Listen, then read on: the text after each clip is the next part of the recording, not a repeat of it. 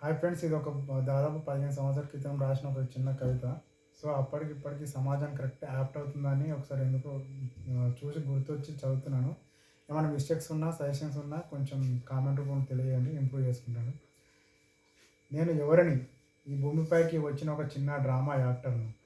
నాది అనేది ఏది లేని ఈ ప్రపంచంలోకి నవమాసాలు మూసి తన గర్భగుడిలోంచి ఈ ప్రపంచం అనే ఒక పెద్ద నాటక రంగంలోకి నన్ను తీసుకొచ్చిన ఘనత నా తల్లికే దక్కుతుంది.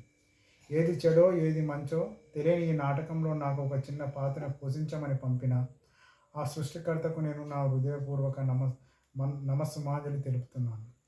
అయితే ఒక్క క్షణం నాకు తెలియని బాధ అది ఏంటంటే ఈ లోకంలో ఎక్కడ చూసినా అన్యాయం, సమయం దొరికితే అక్రమంగా డబ్బు సంపాదించాలనే ప్రతి ఒక్కరి ఆరాటం. కానీ తన జీవితానికి పరమార్థాన్ని ఇచ్చిన ఆ ఈశ్వరుణ్ణి మరియు తనకి మంచి బుద్ధులు నేర్పిన తల్లిదండ్రులను ఏనాడో మరిచాడు. తనది కాని ఈ లోకంలో నాది అనే స్థాయికి దిగజారాడు.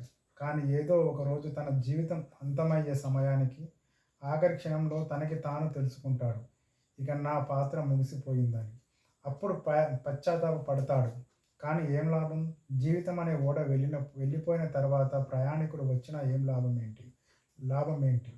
అదేవిధంగా జీవించి ఉన్నప్పుడు 10 మందికి దానం చేయి, పరమాత్మని ధ్యానించు, అక్రమంగా డబ్బు సంపాదించే మార్గాన్ని వదిలివేయి, నీలోని బలహీనతల్ని విషంలాగా నియమించి దూరంగా త్యజించు. అప్పుడే అందరిలో ఆ భగవంతుడు కనబడతాడు. జై హింద్.